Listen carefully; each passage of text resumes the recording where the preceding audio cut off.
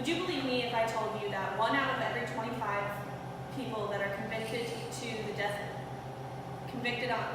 death row are innocent, are proven innocent at that? That's 4%. Think about that for a second. 4% of everyone that is on death row are convicted, then proven innocent. Those are the ones that are just proven innocent. Think about how many end up getting the lethal injection without knowing that they're innocent. Think about all the people that end up dying and just days later, weeks later, however long it takes, they end up finding out that that person was really innocent the entire time. Before writing this paper, I was 100% for the death penalty. I believed that if you were on death row, you had a reason. You were a horrible person and you deserved it. Even if you didn't, there was so little amount of people that got wrongfully convicted that it was okay. Because as long as it deterred crime, lowered the rate, as well as got those people off the streets and out of life in general, it was okay. But after doing this research, I believe that all of that's changed. My eyes have been opened to a new thought. Today I would like to share with you what I learned. I'd like to take you on this journey. I'll go over how innocent people get committed for crimes that they have not done. How there is no humane way to kill people. And how the death penalty does not lower crimes, as most people think. So let's start with the innocent people that end up on death row. We'll start with the survivors. I got these stories from an article, Meeting the Survivors of Death Row, by a lot of people that I cannot pronounce, so I will not say them. My apologies.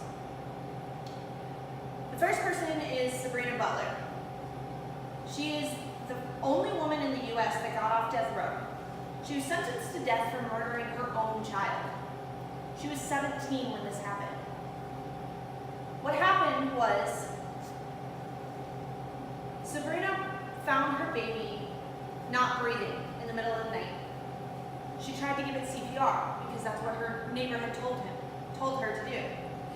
After this did not work, she took her baby to the hospital. Once they got to the hospital, the baby was already deceased and had bruises on his chest. So she got arrested almost immediately for murdering her child.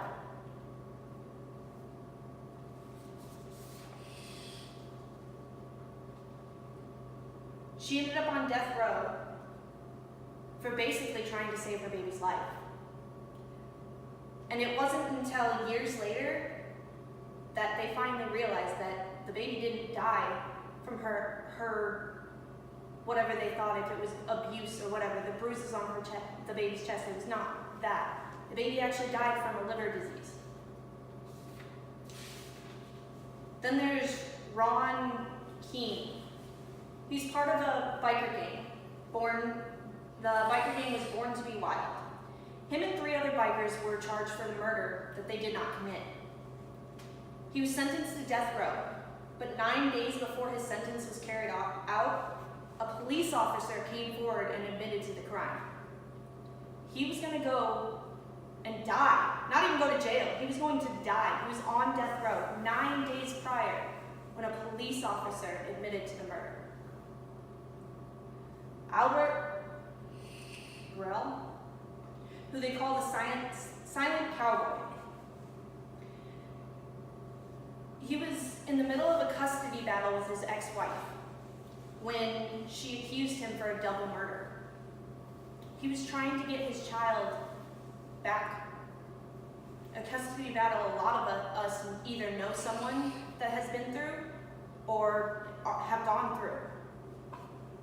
And all his wife had to do was accuse him of a local murderer. And he got sentenced to death row. After the officers promised him food and water to give a written confession, only Albert was only able to write a few words as well as his name. He didn't know what he was writing.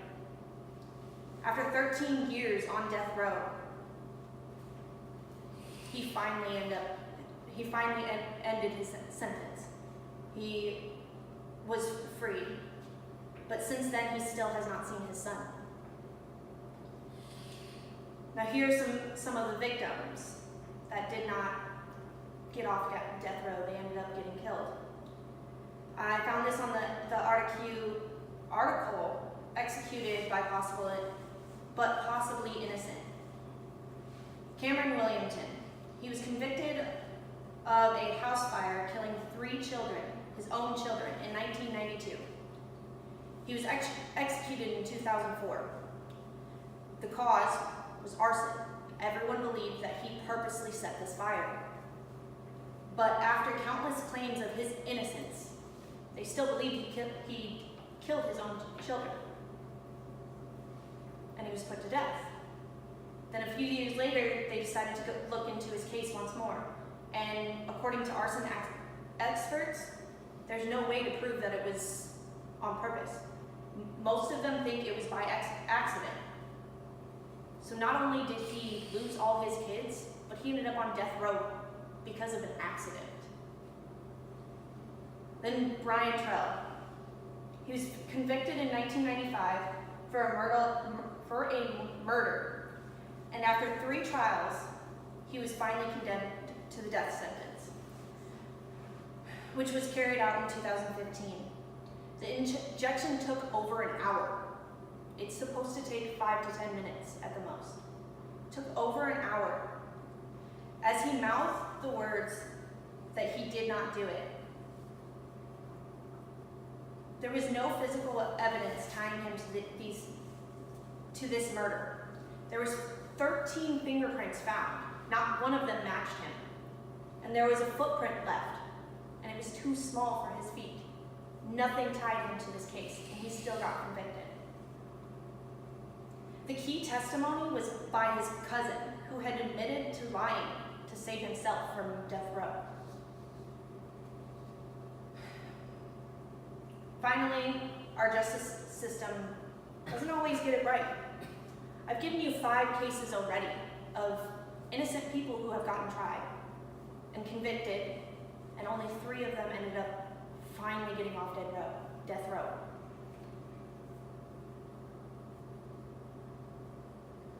The result of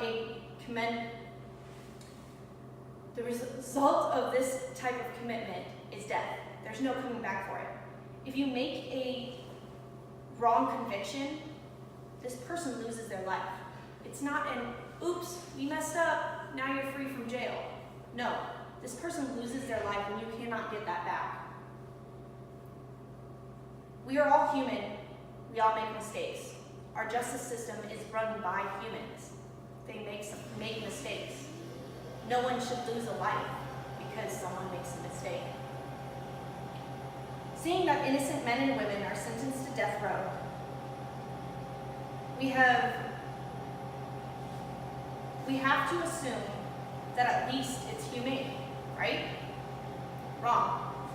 There's no humane way to execute someone. Angel Navid Diaz required 2 doses of the lethal injection. It took 34 minutes to die. The doctors that were there claimed that most likely it was painful. Clayton Lockett, who was convicted of murder, spent 43 minutes in agony and was injected with an untested cocktail of drugs. Witnesses described what they saw as horrific. The police that were there tried to revive him just so they could kill him at a later date in a more humane way, but he ended up suffering from a heart attack. But if you support the death penalty, this shouldn't bother you, right? They're going to die anyways. Shouldn't they deserve the same pain that they caused other people? But that's the problem. If that's how you see it, then you're just as bad as them. if that's how you see it, why don't we just go back to hanging? It causes just as much harm. But it's not okay, because none of us want to be murderers. The point is to get these murderers off the street.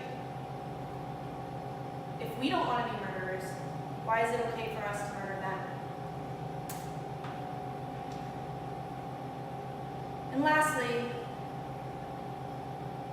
death penalty does not deter crime or criminals, which this is one I truly believed it did. But there is no proven evidence saying that the death penalty reduces crime in any way.